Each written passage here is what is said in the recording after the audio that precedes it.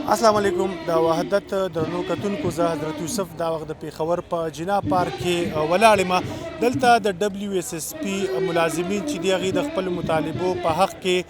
راټول شوي دي. له دې وړاندې د پیښور جي ټي روډ بند کړی و. اوس دلته کې زما په شا باندې تاسو وینئ دوی راټول شوي دي. د دوی سره به خبرې کوو چې د دوی څه مطالبات دي او دلته کې دوی ولې راټول شوي دي، د دغه لوی مظاهرې او غونډې د دوی مقصد څه دی. راځئ چې د دوی نه پوښتنې وکړو. زمونږ په 2 نومبر باندې دبلیو اس اس پی منیجمنټ سره مذاکرات شوي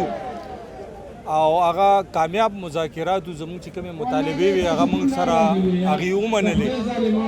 خو ډېر د افسوس خبره دا ده چې دومره ذمهوار خلک تقریبا 4 ورځې پس د هغه خپلې خبرې نه وروسته شو او د هغه مذاکراتو خلاف ورزي وکړله. نو ما هغې ته یو جی ایم ایچ آر دی هغه ته مې ټلیفون وکړو. ما ورته ویلې چې ګوره دا مذاکرات ستا په موجودګۍ کې شوي او ته په دې کې موجود وي چې په هغې کې دا خبرې شوي وي چې یاره ملازمینو ته به تنخوا په 1 تاریخ باندې ملاویږي. چونکې دبلیو اس اس پی مالی پوزیشن ښه نه دی، هره میاشت په 1 تاریخ تنخوا نه ملاویږي. نو دی یو 13 کسان انسپکټران چې د حاضرۍ په نوم باندې برتي کړي چې په هغې باندې 2 کروڑ 16 لاک روپۍ خرچه راتله. نو موږ په هغه مذاکراتو کې دا دغه وکړلو چې یاره مخکې نه مالي پوزیشن دا دی چې موږ د وروستنۍ تنخوا په 13 تاریخ میلاو شوه. صوبایي حکومت تاسو له پیسې نه درکوي،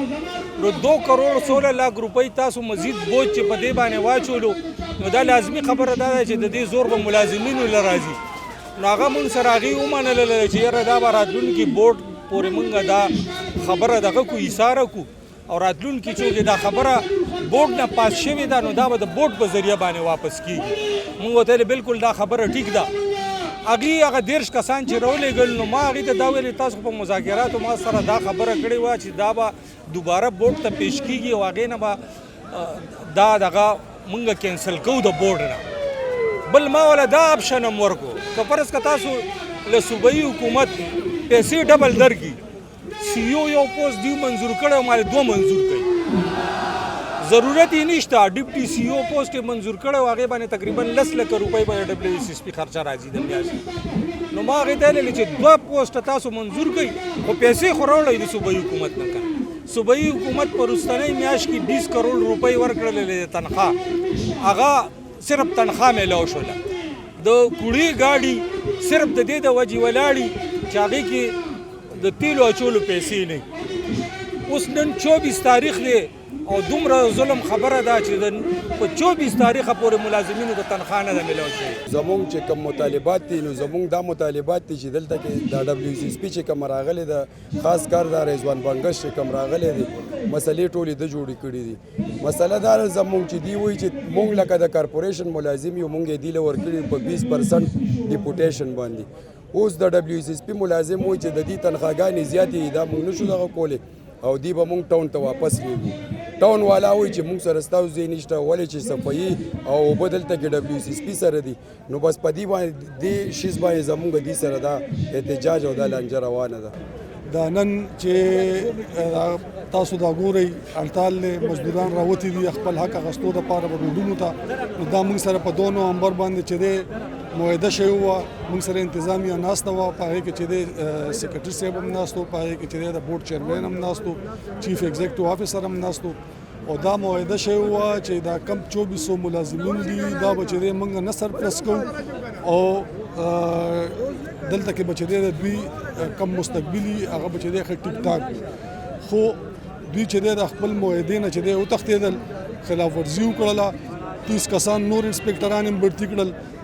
کمپنۍ دا حل دی چې د امپلایز تنخواګانې په میاشت کې نه وي، نو چې په یو ډپارټمنټ کې چې د امپلایز تنخواګانې نه وي او ته چې نور کسان هم برتي کې نو زما په خیال دا سوچ نه بالاتر خبره ده موږ دا نه منو چې دې ورکول مذمت کوو نن خو دا په پېښور کې صوبایي اسمبلۍ مخې ته احتجاج دی او که زموږ مطالبات ونه منلی شو دا چې دی په څومره په صوبه کې WSSC کمپنیانې دي دا ټول په دې احتجاج کې شامل دي ولې چې زموږ خالي دا آواز نه ده چې دا WSSP دي ختم شي زموږ دا مطالبه ده چې په ټوله صوبه کې چې څومره WSSC کمپنیانې دي دا ټول دي ختم شي او دا ټول ملازمین دي باعزته طور باندې میټروپولیټن ګورنمنت ته په حواله شي په پېښور کې چې کوم هغه کمزوري خلک دی چې ګندو چتولو والا خلک دی هغه خلکو له تاسو راغلي موږ تاسو ډېره شکریا ادا کوو خو زموږ مطالبات دا دي چې دا دوی ټیکهدار راوسته 21,000 روپۍ تنخوا ورکوي او په هغې کې چې تاسو ته دا مېم چې ټول مسلمانان او کاریان ولې مجبوري ده غریبي ده د چا کار نشته 21,000 روپۍ تنخوا ورکوي د هغه خلکو دویمه میاشت چې تنخوا نشته او ټیکهدار هغې له د 21,000 روپۍ په دې باندې 17-18,000 روپۍ تنخوا ورکوي 3-4,000 روپۍ هغې نه کټ کوي هغه غریب سړی چې تپوس وکړي چې یار دا دې ولې کټ کړه وایي دا مې درنه د اتوار کټ کوي اتوار په ورځ خو کار نشته نو یو سړی ریګولر کار کوي ګندو چتوي نو د اتوار د ورځې ته د هغه نه تنخوا کټ کوي بله که هغه یو 7 منټه لیټ راشي هغه ته مجید څه پاتې تاسو سوچ وکئ په 21,000 روپو کې 17,000 روپۍ ته هغه له ورکوي بل دویم نمبر خبره که یو ګنټه نیمه لیټ راشي دا مې درنه ګنټه کټ کړه دا ظلم دی که نه دی جي زمونږ چې دا مطالبه ده مونږ سره حکومت زیاتیات دا کوي حکومت نه کوي بلکې WSSP مونږ سره زیاتیات کوي هغوی خپل د کمپنۍ کسان خپل د کمیشنو دپاره د چیرمین د خوشحالېدو دپاره د وزیرالله صاحب د خوشحالېدو دپاره مونږ ته وایي چې تاسو ټونون ته لاړ شئ ټونون دلته جي صوبیر علي صاحب وایي چې تاسو زه کوم ځای کې کینوم زمونږ دا مطالبه د وزیرالله صاحب نه هم ده د گورنر صاحب نه هم ده د های کورټ جج نه هم ده چې په دې باندې تاسو چې ایکشن واخلي په دې باندې تاسو چې کمیټي جوړه کوي دا وزیر اعظم صاحب او وزیرالله صاحب خو وایي چې زه به 2 کروړ نوکریانې ورکوم 2 کروړه نوکریانې ته کوم ځای کې ورکړه خو هغه شته نوکرونه خلک خلاص کړه د همیشې دپاره دې پار جلسه کې وایي چې زه 2 کروړه نوکریانې ورکوم خورې ورکوي راشه دنیا د خدای خلک یې بېروزګاره کړه همیشې دپاره خلک بېروزګاره کوي په کریم باندې خلک دغه په شوکو ډاکو باندې مزه موسه دغه خبره کور کې 4 بچي دي 3 تعلیمونه کوي مال چې دې تنخوا رانه کې خو زه به یا شوکه کوم یا به ډاکه کوم یا به سوال کوم ځکه زما خو نور څه مراد نشته کور زما نشته پراپرټي نوره زما نشته چې زه کرایانې والم نو لحاظ دا زما غوندې ډېر غریبانان داسې دي چې هغوی په دې ټایم کې مجبوره دي چې دې کمیټې کې کار کوي زموږ په پاکستان کې نه په دنیا کې د ټولو نه بدترین ځای چې دی د خیبر پښتونخوا کمیټي ده مونږ د دې خلکو ګندونه اوچتو وزیرالله صاحب سکرټري نه به ټلیفون شیره ګاډې راولي کسان راولي سپری وکوي جارو وهي ګندونه اوچت کوي دغسې منسټران ناظمان چې څومره دي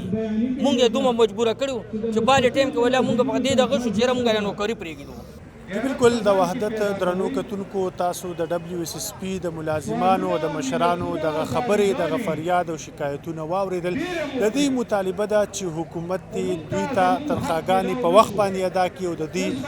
مطالبې دي ومني د کیمرمین محمد خالد سره حضرت یوسف وحدت نیوز پېښور